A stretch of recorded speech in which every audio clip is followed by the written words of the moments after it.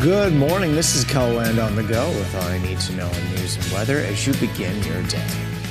Sioux Falls police are investigating two deadly motorcycle crashes from over the weekend. Just after 10:30 Saturday night, officers were called to the intersection of East Arrowhead Parkway and South Veterans Parkway, where a motorcycle collided with a vehicle. The man driving the motorcycle died at the scene. The driver of the other vehicle left the area before officers arrived. We're hoping to learn more about this crash at this morning's police briefing, which you can watch live on our website beginning at 10:30. That crash came less than a day after a motorcycle crash near downtown. Sioux Falls police say it happened just after 1:30 Saturday morning on the 10th Street Viaduct. Authorities say the man driving the motorcycle was going in the wrong lane when he crashed into a car. He died at the scene. One man is dead after a motorcycle crash west of Lead over the weekend. The South Dakota Department of Public Safety says it happened on Highway 14A just before 12:30 Sunday afternoon. Officials say the driver did not take a curve in the road. The motorcycle then went into the ditch and hit an embankment. The 18-year-old was flown to a Rapid City hospital. He later died from his injuries. South Dakota's Highway Patrol is investigating the crash. A Rock Valley, Iowa woman is dead after a crash northeast of town over the weekend. The Sioux County Sheriff's Office says it happened just after 12:30 Sunday morning. A car was westbound when the driver, 21-year-old Caleb DeBay, failed to take a curve. He lost control of the car and went into the ditch. The car then hit a culvert and went into the air. A passenger, 35-year-old Haley Bleak, was thrown from the car and became trapped underneath it. Authorities say Bleak died from her injuries. The crash is under investigation. Officials say speed and alcohol may be factors in the crash. Vermillion police are investigating a homicide case from over the weekend. Authorities say officers were called to a home just after 4 o'clock Sunday morning for a 47-year-old man who had been stabbed. Officials arriving on scene found the man had died. Authorities say 20-year-old Shazayla Liggins was arrested and charged with first-degree murder.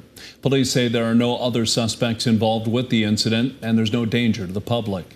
Stay with KELOLAND News on air and online as we learn more about the investigation. Now let's turn our attention to weather and say hi to meteorologist Scott Monk. Good morning, Scott. Good morning, Dan. Good morning, everybody. We are following isolated showers, maybe a thunder shower early this morning in east, central, and southeastern South Dakota. Skies will be partly cloudy for the afternoon. Temperatures will reach the 80s, low 90s in central and western South Dakota as we watch western KELOLAND for a shower or thunderstorm as we do head into the evening and overnight. More details on the KELOLAND Live Doppler forecast coming up. Thank you, Scott. It may seem as though the Diverging Diamond project construction on 41st Street is never ending.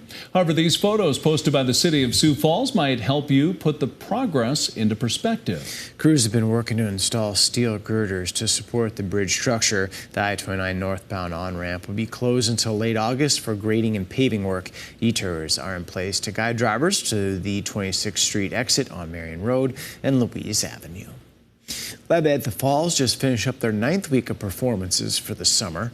Executive Director Nancy Halverson believes this year will bring record attendance to the venue in downtown Sioux Falls. On Friday morning, she told us that among Levitt shells, it has had the most attendees. I'm from Sioux Falls. Sioux Falls is my home. I think the Levitt helps Sioux Falls prosper. It's a great addition to the city.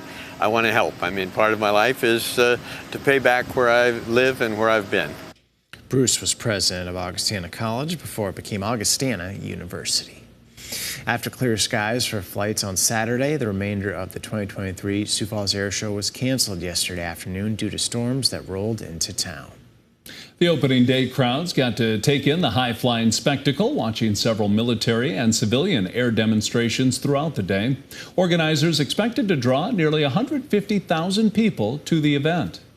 We have great community support to be able to put on a free air show, and our sponsors help to provide that, along with our host, the South Dakota International Guard. It's very unique to have a free air show.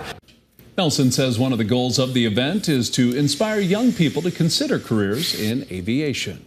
That's a look at some of our top stories. Now let's get one last look at your weather with meteorologist Scott Mudd. Scott? Well, good morning, everybody. A couple of isolated showers, thunder showers, east, central, and southeastern South Dakota will eventually go away. We'll have partly cloudy skies this afternoon. It will be a warm day, 80s and 90s for afternoon highs. 90-degree weather in central and western Kettleland. During this evening, we'll have a couple of scattered storms across western South Dakota, dry central and eastern South Dakota, and some of the rain chances will continue into the overnight in western Kettleland. Dry skies for tomorrow with temperatures once again hitting the 80s and low 90s, and I think that trend will continue throughout much of the work week. Once we hit the weekend, in comes the cooler air. Temperatures will be below average. That should continue into next week. Now, along with it, we'll have to watch for our rain chances. Over the next several days, western South Dakota will have their 20 to 40% chance for rain. I think we'll watch our rain chances grow in eastern Kettleland as that cooler air starts to come in. And you can see that on Futurecast later in the day on Friday. I'll just trying to cover eastern South Dakota, Minnesota, and Iowa. Well, here's that forecast for today. Temperatures in the 80s to low 90s for afternoon highs, 60s for lows tonight. And then for tomorrow, you can expect temperatures in the 80s to low 90s.